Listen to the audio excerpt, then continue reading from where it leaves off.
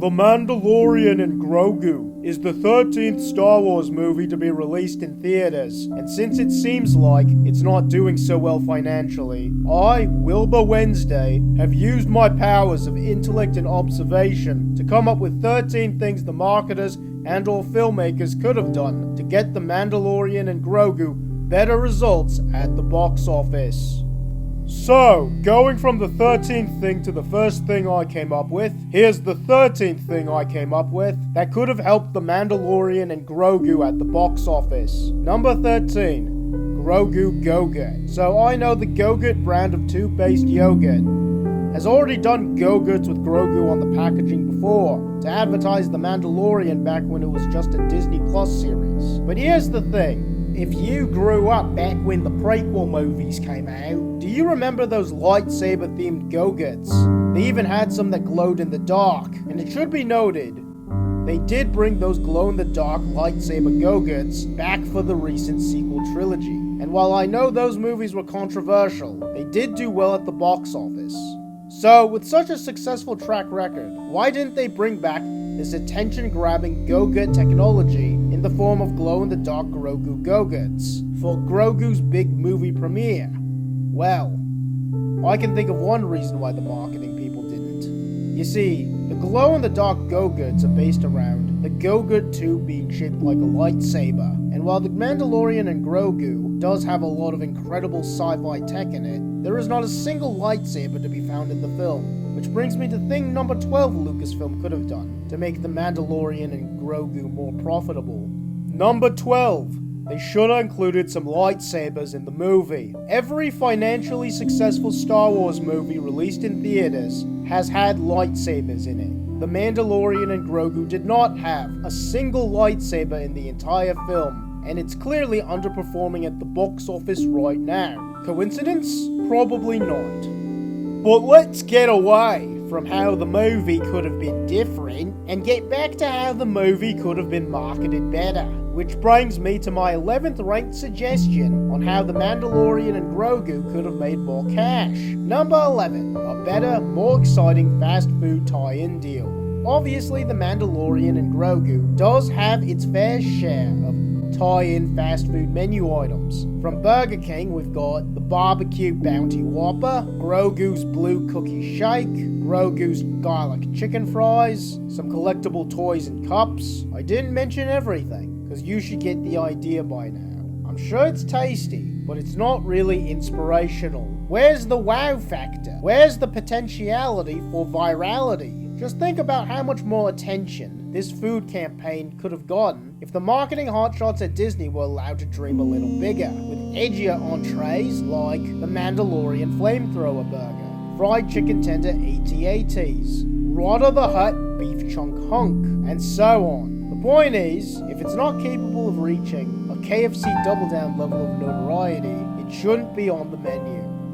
Speaking of menus, now that we've got fast food menu items covered, it's time to talk about movie theater menu items. Which brings me to my 10th ranked suggestion for how The Mandalorian and Grogu could have been more profitable. Number 10. Grogu Corn or Grogu Nachos. These days, there's a lot of popcorn novelty buckets, and The Mandalorian and Grogu is no exception to that. But here's the thing. When people buy food, they generally want to eat that food. You know, instead of having to think about having to clean out the collectible plastic afterwards. So instead of making the popcorn bucket a limited edition tie-in, why not make the popcorn itself the gotta be at theaters experience?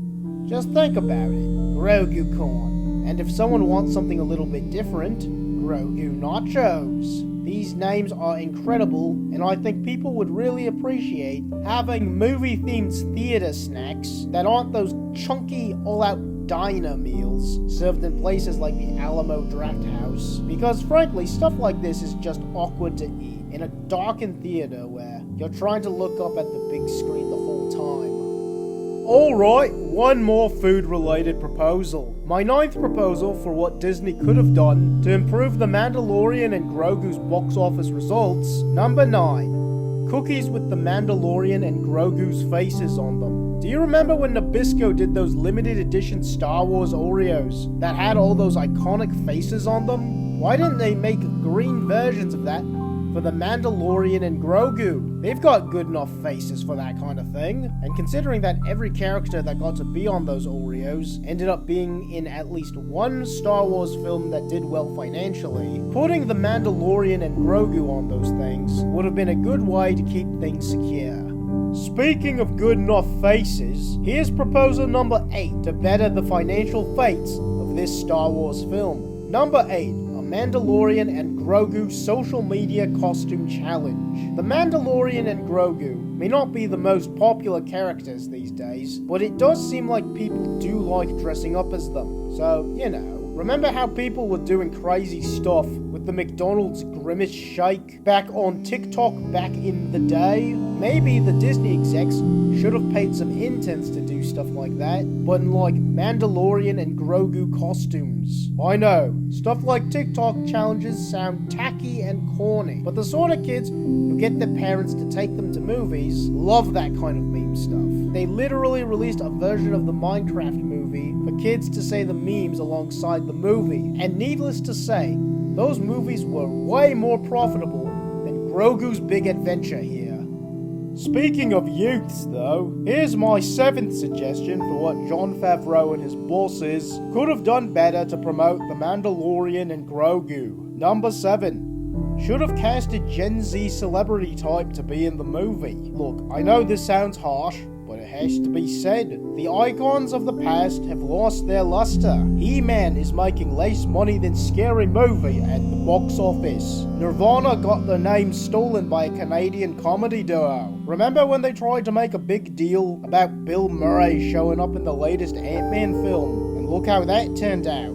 By contrast, I don't think it's a coincidence that those 2 successful horror movies that came out lately are by Gen Z YouTubers. Let's face it, Hollywood, to make a successful movie with good press nowadays, you need a young social media savvy star. Even those Avatar movies know this. Look how much more dedicated Sigourney Weaver is to the movie, when instead of just showing up as herself in a cameo role, she gets to play a young CGI cat girl. As you can see from Sigourney's choices in that aforementioned Avatar movie, everybody wants to be young, and sci-fi culture is very online these days, so you gotta use a young person who's popular online. But what if you didn't want to be online? Well, if Disney was looking for a memorable, non-online way to market their movies, let me tell them about my 6th ranked proposal. Number 6.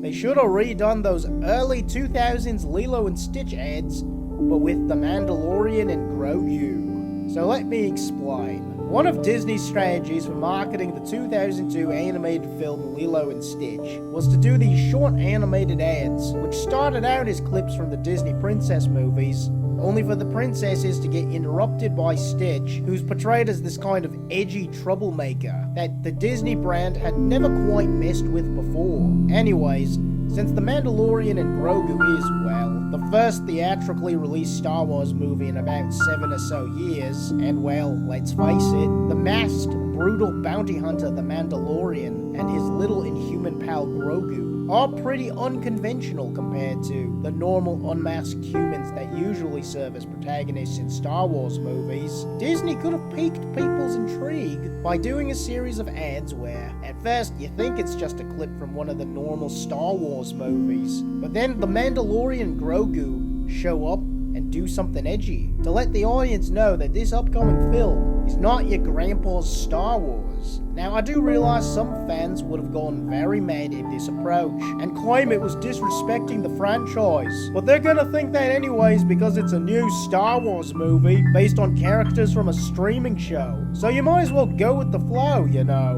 Let everyone know. Yeah, we know this new movie we've got is kind of out there, but that's just how The Mandalorian and Grogu rolls. Audiences generally respond well to that kind of Bart Simpson-style confidence. However, you can get too confident, which is why my 5th ranked suggestion is a correction to a rather arrogant mistake the film made. Number 5. Dave Filoni should not have put himself in the movie as an X-Wing pilot. I know, It's not rational to be superstitious, but investing in movies is a game of luck, and when the current president of LucasFilms is putting himself in one of his iconic hats in the movie, that's the kind of hubris that, in most cultural mythologies, offends whatever cosmic forces may govern us. To be clear, I know this screenshot is not from the movie The Mandalorian and Grogu. It's from the streaming show The Mandalorian, where Dave Filoni also inserted himself as the pilot Trapper Wolf. But if you've seen The Mandalorian and Grogu, you know you saw him too. Speaking of high-ranking individuals in the Star Wars hierarchy, that brings us to my 4th ranked suggestion that would have pleased the box office gods. Number 4. They should have brought back Luke Skywalker. Remember when that perhaps slightly uncanny, de-aged Mark Hamill as Luke Skywalker appeared in the Mandalorian streaming series? And do you remember when Rogue One got a lot of press for being the first post-prequel Star Wars film to bring back Darth Vader? Why didn't they bring back Luke Skywalker in The Mandalorian and Grogu for a scene or two? I know, bringing back de-aged forms of older and sometimes deceased actors is a controversial practice, but when Rogue One did it, it did get $1 billion at the box office. Something to consider. But maybe it is too risky to bring back someone as highly regarded as Luke Skywalker. Maybe the key to making money nowadays is bringing in someone a bit lower on the ladder, someone whose backstory could use a bit of filling in. That brings me to moneymaker suggestion number 3, which is a certain other character they could have included for big press and big money. Number 3. Baby Kylo Ren. Ever since it was revealed that Kylo Ren grew up as Ben Solo, son of Leia and Han Solo, you've wondered, what was that creep like as a kid? And since The Mandalorian and Grogu does take place between Return of the Jedi and The Force Awakens, Kylo Ren, or Ben Solo, or whatever else the Knights of Ren named him, could have possibly been alive during this time period. Just imagine it.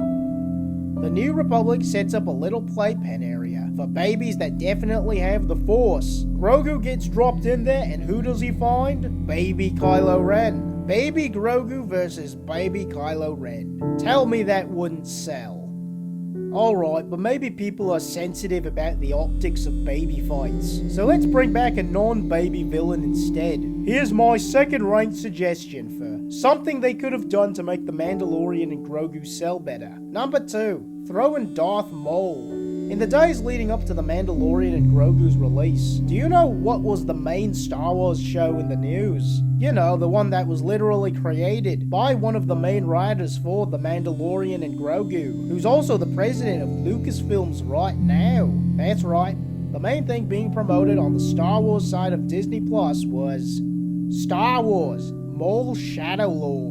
A show all about Darth Maul, still alive somehow, in the time between Revenge of the Sith and A New Hope. And since all these series and movies are all part of the same continuity, why not go for the corporate synergy approach, and just have Darth Maul show up in The Mandalorian and Grogu? I know, some of you are thinking, but how would that work? He doesn't have to be a major player in the story, just throw him in somewhere. The Mandalorian and Grogu is already, plot-wise, just 4 or 5 episodes of streaming television stapled together. You can just throw him in somewhere. Give a little red meat to the franchise loyalists, who just watched your latest TV show. Although given that The Mandalorian and Grogu was presumably greenlit as a film because it was based on a successful streaming series, maybe adding another character who's mainly been in TV and streaming cartoons wouldn't have made a difference, even if that character first showed up in the movies.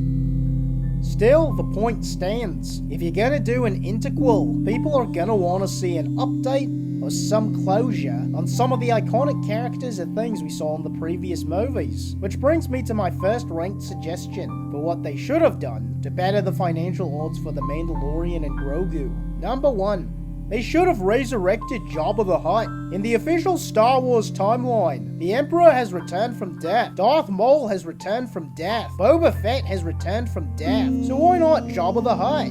Given the poor state of father-son relations in the Star Wars movies, Jabba redeeming himself in the eyes of his muscular son could have really inspired families everywhere. Also, it would have given the movie that extra bit of Star Wars star power it needed, in a way that would be directly related to this crop of main characters chosen for this film. To be honest, I liked The Mandalorian and Grogu. I thought it was okay, but think about just how much more emotional weight this movie could have had if we could see a redemption arc for that iconic Slug Lord Jabba.